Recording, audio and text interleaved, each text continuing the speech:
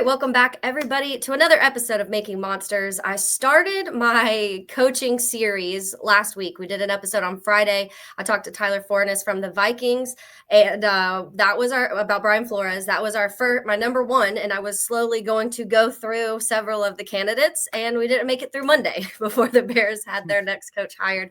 And I immediately reached out to Jeremy. Jeremy Reisman covers the Lions for the Pride of Detroit. Jeremy, I've had you on before to talk some other things when it comes to previewing games, when it comes to some different stuff when it comes to the NFC North. So I appreciate you hopping on with me a little bit last minute. Yeah, no problem at all. I kind of prefer talking about preview stuff than what we're going to talk about, but hey, you deal with the hand you've been dealt. I get it. Let's actually start there a little bit, though. The Lions were just in a divisional playoff game a few days ago, and first of all, congrats to you guys for this season, because 15-win season, most wins you've had as an organization in Detroit. It was a really, really fun team to watch. I don't think that's over. I know there's probably a little bit of concern to people when you lose someone like Ben Johnson and possibly an Aaron Glenn too, but there's a lot of weapons in Detroit. I think they've built something, and now this rivalry between Bears and Lions probably grew a little bit stronger this week. We already had the David Montgomery thing, and then now we add on to this. So add on to it. But let's talk about that, because I've seen some tweets since the news broke. So the last 24 hours or so, around this time, we found out yesterday, and some tweets from Lions fans, other people saying that, oh, this is what happened to the Lions. Ben Johnson was preparing for his job in Chicago and not the game in Detroit. What are your thoughts, feelings on that? They probably still haven't recovered, I would say, from everything that's happened over the past 72 hours or so. It's kind of ludicrous to even consider, because first of all, he did the initial interview during the Lions bye week. There was no preparation to be done because they didn't know who they were going to play. Second of all, I would argue that the Lions offense was just fine in the playoff game. Obviously the turnovers are really what caused the Lions to lose that game, at least on the offensive side of the ball. Defensive side of the ball, there was a whole bunch of other issues, but Ben Johnson isn't the one fumbling. Ben Johnson isn't the one throwing interceptions. They had the highest success rate on offense of any team in the divisional round. I thought the game plan was fine. You could certainly argue, the trick play, that the Jameson Williams pass. I think a lot of people point to that one and say that was ill-advised, but so are the risks of running trick plays, and this team has never been afraid to do that. And so that's a risk you run with plays like that. It came at a bad time. I didn't agree with the call either, but I don't think it. I think suggesting that his eyes, his mind, his aura was in Chicago is very, very ludicrous. Yeah, I think that Ben Johnson has been loyal, and this time last year, he obviously, people were they wanted him as a head coach last year, and he wanted to stay with Detroit because he did feel like he had something special there, and the Lions did have a chance. So I do think that should factor into some people's thoughts. I get it, though. It sucks. It sucks watching somebody you love go to a divisional team, no matter, like the Packers, obviously the worst, but it still sucks when it's in division.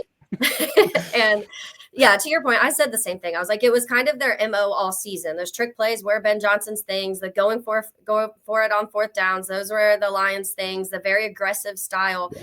And Dan Campbell made a comment during the season that said they're never going to stop putting the pedal to the floor, however he worded it, and like never going to ease off the gas no matter what's going on, no matter what type of game it is. And so I've always respected that, honestly, from Dan Campbell. And you can obviously see that Ben Johnson kind of has been molded a little bit from that mentality of Dan Campbell. So I did want to get your thoughts on that, because I was thinking, I'm like, there's no way that you'd think he wasn't like preparing for this game against Washington. And give me a bad day putting up 31 points, like right, 500 yards of offense, 31 points.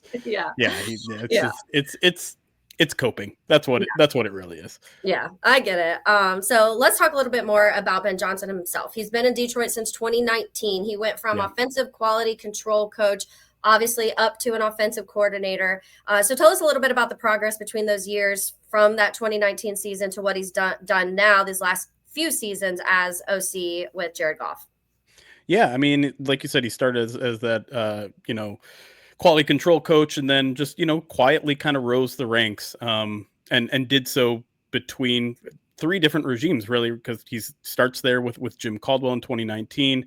Then you have Matt Patricia take over. That's when he kind of gets the raise to tight ends coach. And as a tight ends coach, you got to realize that's one of those positions that has to do everything, right? They have to know the run game, they have to know the pass game, they have to know blocking, they have to know receiving. So you really get a sense of an entire offense when you do that. And so when they move on from Matt Patricia to Dan Campbell, there's a shared history there. They both worked in Miami, so there's a certain level of respect there. And I think he also would. I think players vouched for him at that point because they, he was making waves even as a positional coach, as someone who just had had the nose for the game, right? Who understood a lot of the nuances of the game and the detail of the game and scheme and things like that. And he's been around for a very long time. He's a mathematician at heart. That's kind of what his college degree was in, I believe. So very, very smart individual. And so when he's there, he doesn't get the offensive coordinator job right away. That goes to Anthony Lynn, but about halfway through the season, Dan Campbell realizes they're not meshing well. Their visions aren't aligned, so they take away play calling duties from Anthony Lynn. He's still technically on staff for the second half of the season, but play calling duties then are Dan's job. But it was the worst kept secret that Ben Johnson was also in his ear quite a bit during the back half of that season, and you saw an immediate turnaround. Even that season, the season ends 13-1, but they win 3 out of their last 6 games. The offense starts to come alive, and then Ben Johnson officially gets the promotion that offseason and just works with Jared Goff the entire offseason there in 2022 and builds an offense, builds an identity, and 3 straight years of top 5 scoring offenses since. It's been kind of a meteoric rise for him, and but at the same time, he kind of felt like the best kept secret from 2019 until Dan Campbell kind of gave him that bigger opportunity. I think it's not often that you are talking about, especially just a casual fan, us that covers the fans, obviously, or covers the team. You are a little more in depth about position coaches, and you'll know their names, and you'll talk a little bit about them. And especially when things go wrong, I think more so, You're like, oh, you're talking about the offensive line coach or whatever it may be. But in that case, I have heard many people say there were still rumblings about his name, even as a tight ends coach, which is fascinating to begin. I also didn't know he was a mathematician, so that's actually a little fun fact there. To your point, though, the Jared Goff, I saw a graphic earlier I wanted to go through because they were talking about the Lions offensive rankings from 2021 to 2024. So obviously Jared Goff got there in 2021, and then 2022, 3 and 4 is when Ben Johnson took over that play calling. And so for the EPA per dropback in 2021 was 23. Since then, they've been 3rd, 6th, and 2nd. Success rate in 2021, they were 21st. Since then, it's been 6th, 7th, and 1st in 2024. EPA of play, 22nd in 2021, then 3rd, 5th, and 3rd. You can just go through. And they broke down play action and motion. And so this is a fascinating thing for like the football nerds is in 2021, play action 28th, motion 18th, and 3rd down avoidance 18th. In 2024, you guys were 1st in play action, 8th in motion percentage, and 3rd and 4th and 3rd down avoidance. Like absolutely insane numbers. And I know there's a lot of factors, and I will get into some of that too, of an offensive line, the run game, weapons, like all of that factors in too. But I do think it does show the genius, the offensive genius, and how much Ben Johnson enjoys calling plays and scheming and doing all those types of things on the offense. Yeah. And I think like even just looking at the play action numbers, I think that is a huge sign of him understanding who Jared Goff is. That's what he was so successful at in Los Angeles and what he enjoys doing so much. And, I think any NFL nerd will tell you that like more teams should be running more play action, more teams should be running pre-snap motion. And so, it's a mixture of understanding who his quarterback is and getting with the program of modern offenses in the NFL. But you're right. They're like when it comes to some of those efficiency numbers, like you go back and look at that 2021 receiving core, it was terrible. It was terrible. And then Amon-Ra St. Brown, who was his rookie year, and he he didn't actually do much in the first half of his rookie season because he was still kind of getting used to everything. So in terms of the passing game, I think a lot of that burgeoning was also very much based on personnel that they added, but at the same time, I think like the formation stuff, the play action usage, all of that is very much Ben Johnson's getting his kind of hand on what he wanted the offense to look like. Yeah, the amount of times this last year that I've just been yelling because we were seeing Caleb have success in moments when they were speeding it up. And I was like, Yep. just go quick, go no huddles, play action, RPOs. Like, why are we not doing this? And I'm a girl over here yelling off my couch if I can yell these things. Why are you not running these plays more? But obviously then you see Shane Waldron get fired, and then you see this just spiral of everything that was kind of going wrong. But do you think that Ben Johnson and Dan Campbell have had conversations this last couple months about Ben Johnson moving on? I would think so. I mean, they've probably been having it for years, right? I think the line, Ben John, this is his third year, I think, taking interviews for head coaching jobs. So Dan has always been of the mindset, like, I'm not going to get in the guy's way. I want to prop these guys up. I mean, he's like, I felt like it was almost every other week he was saying something like Ben Johnson should be a head coach in this league. Aaron Glenn should be a head coach in this league. And I know Lions fans are probably annoyed that he went to a division rival, but I picture Dan Campbell, and it wouldn't even surprise me if Ben Johnson be like, hey, if you tell me don't go to a division rival, I won't go to a division rival. And there's a 100% chance that if that question was asked to Dan Campbell, he said he would answer, go with where you want to go. Yeah.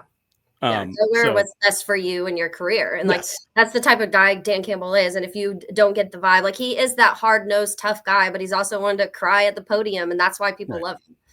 Yeah. The emotional intelligence of him, the authenticity of him is why people really love and respect him. Yeah. I was thinking about that. I'm like, I wonder if Dan was like, man, this is going to suck. Like, I don't really want to see you across the field, but do what you got to do type of thing.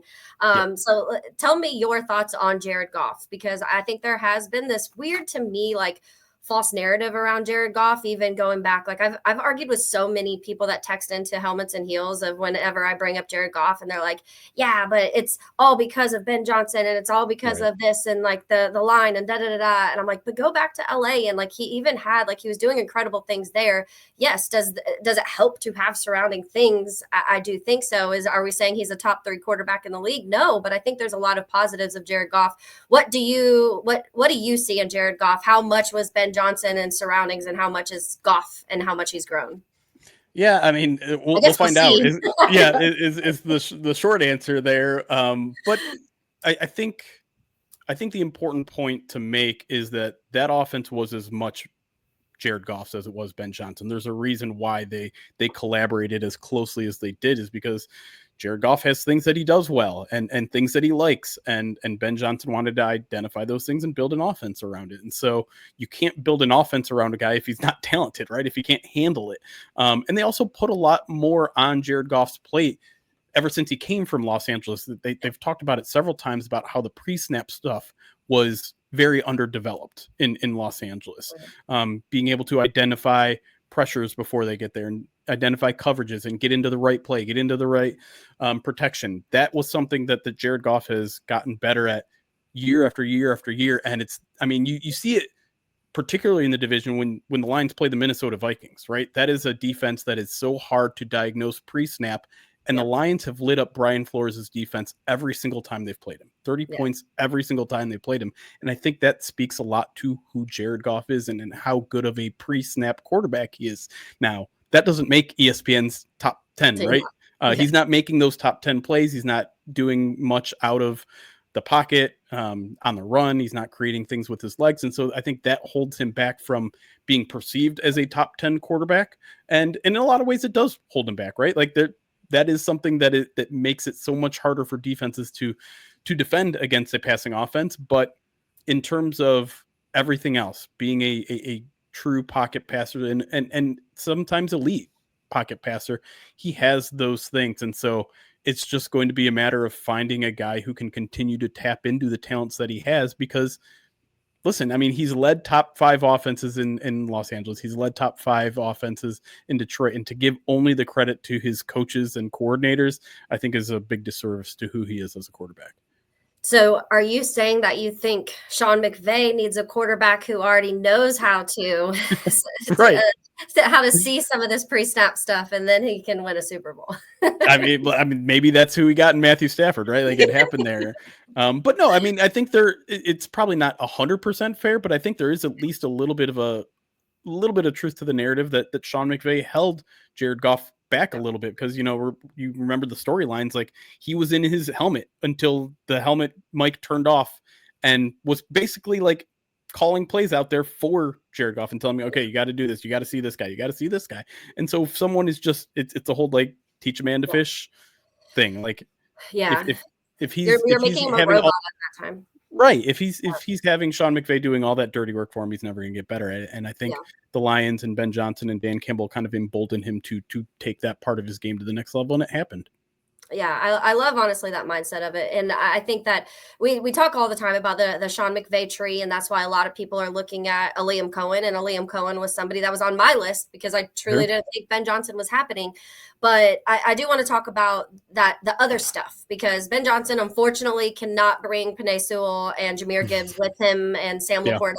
So there's some pieces that need to be built. And I've kind of been having discussions with Bears fans about Ryan Poles. They've turned on Poles the last couple of months. And what I've been trying to kind of explain to people is he's had a defensive-minded coach the last few seasons. And so you know what Eberflus was doing? He was in his ear saying, build me the secondary and get me Montez Sweat and get me TJ Edwards and sign Jalen Johnson to an extension. And we can have this defense that can get us over some of these humps, and the offense doesn't have to score a ton. And because of that, the offense was neglected a little bit. And I'm not going to say totally, because obviously you spend a high draft pick on Roma Dunze, you spend a high draft pick on Darnell Wright, you spend money on DeAndre Swift, although that's probably looks like it wasn't the best option to do. But there were little tries, but it wasn't like he was like, let's fix this offensive line and go all in like it feels like Detroit did. Let's spend high draft capital on a running back when everybody else thinks we're absolutely insane for doing it. But now it looks like it works out. And so now people are starting to be like, oh, well, Ashton Genty, like, how can the Bears draft Genty? Or are they going to go offensive line? But what to you is the quickest way for the Bears to get something close to what Ben Johnson had in Detroit? Do you think that's the offensive line first, or do you think it is adding a few more playmakers? No, I think it starts with the offensive line. The run game was so critical to everything that the Lions have done. And, the Bears have had on and off success with the running game. I am kind of interested to see what happens with DeAndre Swift, because obviously there's a former connection there. But I do think the Lions kind of viewed Swift as a guy with limited capabilities. I think his lack of running in between the tackles was he's very horizontal. Yes. The vision was an issue. And what's interesting is physicality and durability were an issue in Detroit. And I feel like he's actually improved pretty significantly on both those parts, but he's more of a, like, you have to get him in space because he's just not going to run between the tackles. And I would expect if they somehow keep him around, they're definitely going to want a bruiser type back, the Alvin Kamara, or, I mean, obviously what they're doing in Detroit is what's ideal to them. You got your speedy back who can also run between the tackles, but you have the power guy who's going to physically dominate the other team and kind of build this culture of just physical, strong, bullheaded football. And that's what I think Ben Johnson is going to want to bring to Chicago. Now it's also like a new situation, right? Like Caleb Williams, mobile quarterback. That's not something he worked with in Detroit at all in since 2019. Maybe he helped develop Hendon Hooker a little bit in that part of the game, but that's not something that we ever really got to see. So maybe there's a little bit of a different twist with a different kind of quarterback that you've got back there, but ultimately I think he's going to want to run the ball, whether that means with Caleb Williams or without him. And to do that, it starts with the offensive line. And you mentioned they have a couple pieces there, and I agree. I love Darnell Wright. I think he's a really tremendous player, but you're going to have to work on the interior of that offensive line, because that's the heart of the run game. And I think you're going to need some maulers in there. And I wouldn't be surprised if that's where they spend their early efforts in building this team around Ben Johnson's vision. Yeah, and that's where I'm hoping, like, and that's why my way of trying to settle people on Ryan Poles a little bit is he listened to Eberflus and the defensive-minded side, and now he has Ben Johnson in his ear that's going to Yep, say, "Give me an offensive line." Like, I $100%. need to protect Trevor. I mean, not Trevor. I cover the Jags too, obviously. We need to protect, which he also needs protecting. But Yeah, we need to protect Caleb. He cannot be sacked almost 70 times again this right. season. It's just like it can't happen. It can't happen to any quarterback, and especially a rookie who has had 3 offensive coordinators, 2 head coaches. It's very Yeah. dysfunctional. So I hope Ben Johnson, that's the first thing he goes in is right now he's already like has a list of guys of here's free agent offensive lineman that I like. Here's draft free offensive lineman that I like. I'm interested because a lot of the conversation, and obviously people that listen to this know I cover the Bears, I cover the Jags, and both have been all on Ben Johnson for a long time. The Bears a little longer because they fired Eberflus on Thanksgiving, so they had that opening a lot sooner than the Jags did. But there was like a full-on battle of which landing spot was more appealing, which Yep. one like would Ben Johnson want to come to more? And each side was kind of holding their grounds on certain areas. And obviously, the Caleb Williams versus Trevor Lawrence was one of the things. It Yeah. does seem like some of the chatter on Twitter seems like Ben Johnson does like Caleb Williams, and some of the things coming out. I saw a presser from him after one of the games. I want to say it was after this week 16 game or something, where he went Yeah. on, talked about he likes a lot of the things Caleb does. And so what do you think about that? What do you think about him having this total different type of quarterback? And do you think that was a reasoning he chose Chicago? I think it has to be, right? I think when you look, not to throw shade at Chicago or anything, but I think Caleb Williams is probably their biggest asset right now. Their biggest draw is you have this young quarterback that you can mold and build an entire offense around, and he's an offensive guy. So I think he probably looked across the league and not throwing shade at Trevor Lawrence. I think that would have made a lot of sense too. But sounds like maybe there were some other things in the way organizationally that he didn't agree with. Yeah. I was kind of all in buying the Raiders stuff. Me too. Because to me, it just felt like that was almost more of a blank slate. Like, you're going to have a long leash there. Tom Brady understands what it takes to build a team. Let's just let you start from new. But it's clear that the Bears have a foundation on defense. They have good, talented players on defense. They have some of those building blocks on the offensive line, and certainly have some weapons that he can deal with on offense. But most of all, it starts with your quarterback. Nothing's going to work if you don't have a quarterback that he believes in. And so that had to have been a tremendous pull for him. And yeah, I believe he was asked by a Chicago media member who was in the Detroit media room that day. Okay.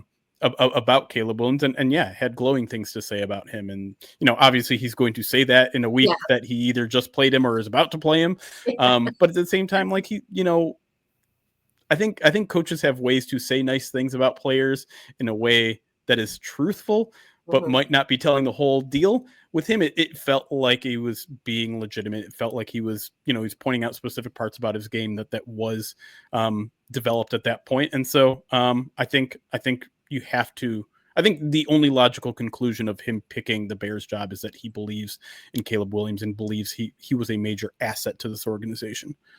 Yeah, because in that clip, and that's what, to your point, he could have easily, which he started with saying, I haven't really had time to break down every throw that he's made. He's like, but there's been enough in passing. But then he's talking about the whistle of the ball and his deep ball and this. So there was some detail in it that he definitely had thought about.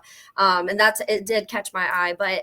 And that's what we kept saying as Bears fans, obviously losing both the games against Detroit this year. The Thanksgiving one, Eberflus not calling a timeout was absolutely insane. I don't even know. I still to this day, I'm like, I don't know what was happening. But Caleb had almost 600 yards, 5 touchdowns, and no picks in those 2 games. And so Bears fans were like, okay, at least like he's putting on a little show for Ben Johnson here. Like, go ahead, do that. It's fine. And then Eberflus is like, I'll show you what a coach doesn't do. It's just, what was your reaction in that moment, by the way? Because I couldn't even speak. That's pretty accurate to where I was. Like, so I was in the press box for that game, obviously, and I've never experienced an ending to a game like that where it was just like, I don't know if anyone realized that the game was over, right? To me, like, I'm a ball, like, I'm a hawk when it comes to the play clock and the game clock. Like that, for some reason, I focus on that all the time. So I knew the game was over. I was watching it very closely. And then like I'm looking around, I'm like, why is no one reacting to like what's happening? Like there's just and it's not just a press box, it's the entire Ford field. They're just like, it's not like this roar of we won. It's like, yay, we stopped them now. And then oh, everyone's running on the field. Oh, the clock says 0. Like it was crazy. It was and yeah, I mean, I think Lions fans were and Bears fans were all together in that moment and be like, he can't make it through the weekend, right? No way. I was at a friend's house for Thanksgiving, and we were sitting there, and like everybody else was kind of doing their own thing. None of the other Bears fans were there, and so I'm like in a room to the side watching it on my own with like one friend, and both of us are just. I at like 36 seconds, I was like, okay, call timeout. Right. You have your timeout. There's a timeout, and then I'm like, what is he doing? And my friend's like just in silence, and he looks at me. He's like, what the just happened? And I was like, I don't know. Right? It was odd. But so we don't go too long on this. I do want to get a few more. So one of the words, I had you on helmets and heels when we were talking about Ben Johnson too, and getting your thoughts on the type of person he is. Can he be that leader of men, the wording that people keep using? And you used the word prickly, which stuck out to me. You said that Ben Johnson can be prickly, and I liked that, but expound a little bit on what you mean by that. Yeah, I just think when you watch him during practice, and maybe he'll carry himself a little differently as a head coach than as an offensive coordinator, he is oftentimes the loudest guy out there. He swears, he screams, his general mood in training camp and in practices is pissed off. Like it is. And the reason for Chicago football. Right. But I think the reasoning for that is he is so detail oriented. He is so perfectionist in how everyone runs their routes, whether it's, what foot is ahead of the other, or if you're hitting your ground, you're hitting your marks at the right time, the quarterback's getting the ball out on time. Like all those things are so, and you hear players talk about it all the time. Jameson Williams, a guy who very much has developed under Ben Johnson over the last 3 years, talked about, when I was in college, I was just running routes. I was just like, here, I'm just going to run straight. I'm just going to run a post. But when you're in Ben Johnson's offense, like you have to take this step on your third step. You have to be here, however many seconds into the route. Like all those things are so detail oriented, and he sees it all. And so when someone makes a mistake, he holds them to a very high standard and yells at them. And, I don't know if he treats everyone a little bit differently, like you hear a lot of coaches with. I do know that a lot of coaches in that building in the Detroit Lions facility are aware of that different people have to be coached different ways. Yeah. And I'm willing to believe that Ben Johnson has seen that. Now, when I say he's yelling and screaming, he's not typically doing it in a player's face. He is just pissed. He's just mad. Yeah. And so I believe he can relate to players. I believe that he cares about players, and he certainly cares about their input.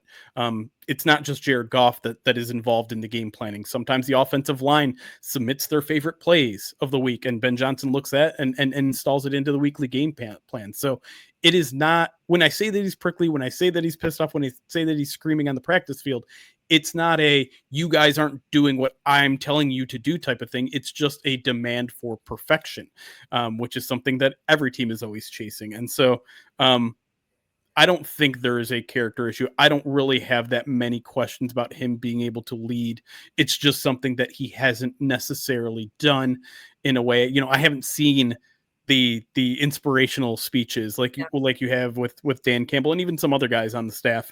So that's something that we'll kind of wait and see with, but I don't think there's like any red flags there necessarily.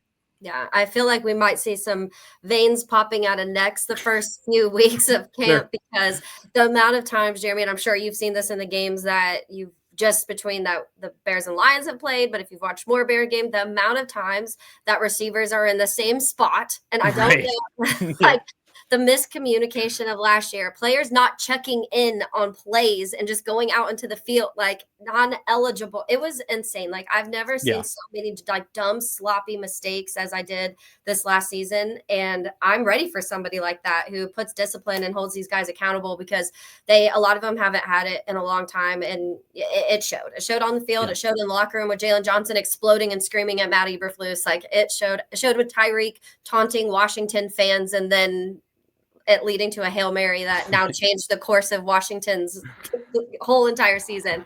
But a couple more before I let you go, because we have heard I've heard a couple people say that they're not quite sure about the way that Ben Johnson and Caleb will work together, just because Caleb is so different than Jared Goff. Again, this is something we're all going to kind of figure out together, because he has been his play callers in his play calling role with Jared Goff. But do you see any potential issues, or do you see him being able to mesh with someone, and also Caleb also being able to step out of his comfort zone too, which I think is a big part of it? Yeah, I mean, I don't know Caleb Williams, his kind of disposition well enough to know if he can get coached hard, if he's going to be willing to put in the work, because Ben Johnson is going to put him through the ringer. I do very much believe that. There's going to be plenty of collaboration there, going back to probably his college days of what he likes to do. But Ben Johnson hasn't developed a young quarterback before. So yeah, that is definitely a big question mark of whether he can do it. How much of his time as a head coach is he going to spend doing that? How much is he going to spend delegating it to whoever the rest of his offensive staff ends up being? Because that's ultimately one of the trickier things, I think, as a head coach is figuring out how much you want to have your hands on, how much you don't want to have your hands on. That's something that Dan Campbell actually struggled with in his first year in Detroit. He recently talked about it, where they hired Anthony Lynn, and he was like, all right, I'm going to delegate. You do your own thing, Anthony Lynn.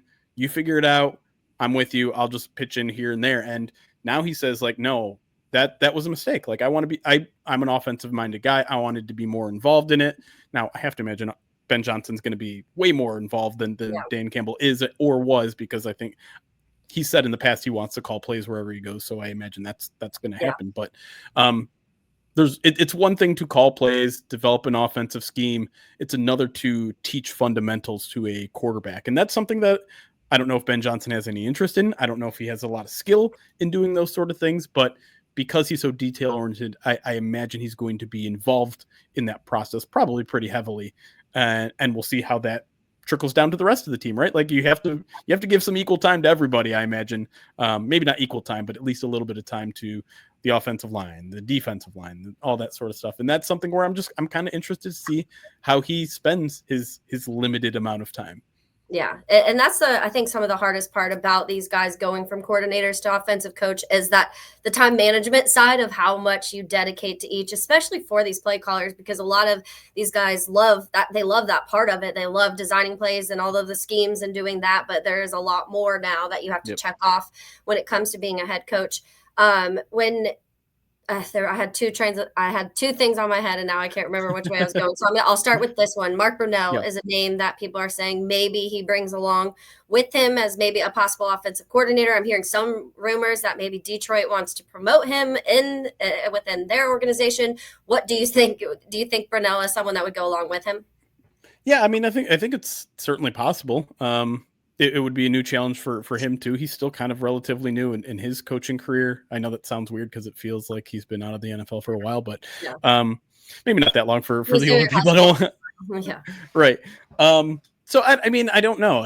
It's hard to say. The Lions have kept things relatively quiet. I think Dan Campbell's going to take his time to figure out what they want to do with their offensive coordinator position. I would say Brunell is certainly one of the candidates, but I would say the Lions have like 2 or 3 or 4 guys internally that I think could step in and do that job. And I would say Brunell's probably relatively low on my list of maybe 3 guys. I think, assistant head coach, running backs coach Scotty Montgomery is very much a big candidate there. And Tanner Angstrand, the team's passing game coordinator, is kind of my leading candidate that I think they may have been grooming for a while to be the next Ben Johnson inside their organization. So, if the opportunity to be an offensive coordinator in Chicago is there, I think Brunell would potentially jump there. The issue though too is like when you're Ben Johnson's offensive coordinator, how much of a promotion Yeah. is that actually going to be from quarterback's coach? Because you're not going to call plays, obviously.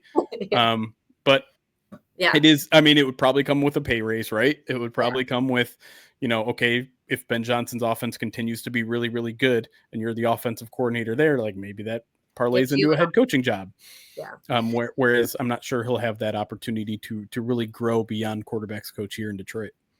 Yeah, it'll be interesting. I know names are going to be flying of who his coordinators will be. Dennis Allen, obviously a big name floating around for defensive coordinator. We'll see how that goes. But real quick, because the story I was thinking of when you're talking about, you don't really know Caleb Williams in the sense of how hard he can be coached, all of those things. The one thing I will say, and now that everybody's fired and there's certain things I couldn't say during the season, but stories I was hearing from people that I know that work with Caleb in the offseason said that during the season before Shane Waldron was fired, he called them. So this outsourced from the Bears organization called them and was like, can I hire somebody to go over film with me? Because Shane Waldron's not. Oh. And I'm like, yeah. He built his own film study room in his house and was calling to try and hire somebody because Shane Waldron was not working with him. And that's after games and going over film. Yeah. So Caleb wants to learn. Caleb wants to get better. Caleb wants to be the best of the best. And some people say he's cocky. To me, it's just like he's the ultimate competitor, and you see that in him. But we will see. This is all, and we said this yesterday as we were celebrating the Ben Johnson, like in a breaking podcast. We were also like, we don't know what this will look like. Like this could be an absolute fail. And with the Bears history, you never know of how things are going to go. But there's no way you can regret this decision because it was one that league-wide, everybody with an opening. And like you said, for 3 years, people have been talking to Ben Johnson. So before I let you go, final one, just leave us with this, because we have talked about Ben Johnson and the fancy stuff he does and the trick plays and all the kind of cutesy stuff that maybe got a little too cute over this last weekend. But tell us a little bit, send us off with kind of the base of his offense and why it has worked so well these last few seasons in Detroit. Yeah, I think the baseline of it is the varied schemes and types of runs that they did. Like they could run any kind, duo. Basically any concept you can think of running the football, the Lions ran it. And that goes back to getting a really good offensive line, a really athletic offensive line, and then building play action off of that.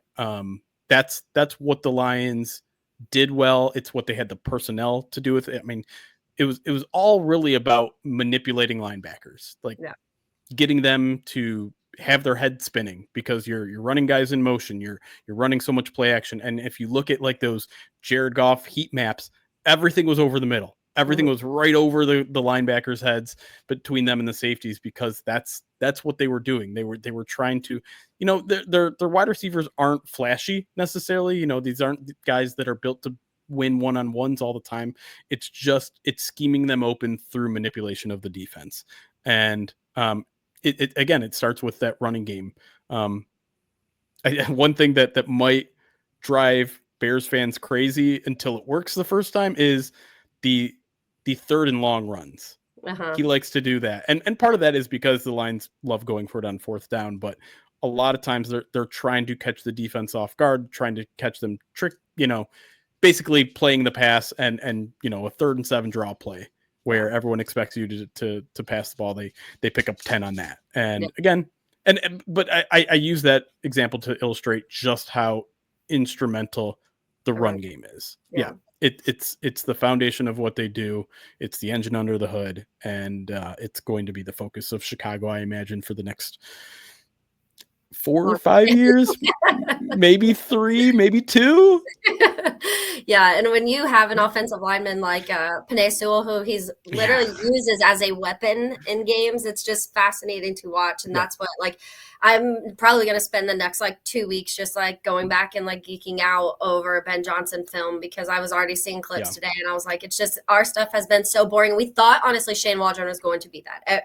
People tricked us into thinking Shane Waldron does all this fun 2 tight end set and he sets up the 2 tight end set to run the ball and blah, blah, blah. And it was just not that whatsoever. So hopefully this time it works. And I know Detroit fans probably feel opposite. They're hoping it fails. totally understand because we were hoping the Montgomery thing failed. I lie, actually. We were Right. cheering for Montgomery, most of us. But yeah, so Jeremy, thank you so much. I know a lot of course. people will really appreciate getting to know Ben Johnson a little bit more. We saw the clip today of him showing up to Hallis Hall, and there's like a standing ovation, and he makes Yeah. his speech, and it's this big dramatic thing. And now we have a long offseason ahead to fill a lot of holes and figure out some stuff to try and get this Bears team to a place where that we thought we were probably this year. But I appreciate your time, and I know we'll probably chat more this offseason. All right. Sounds good.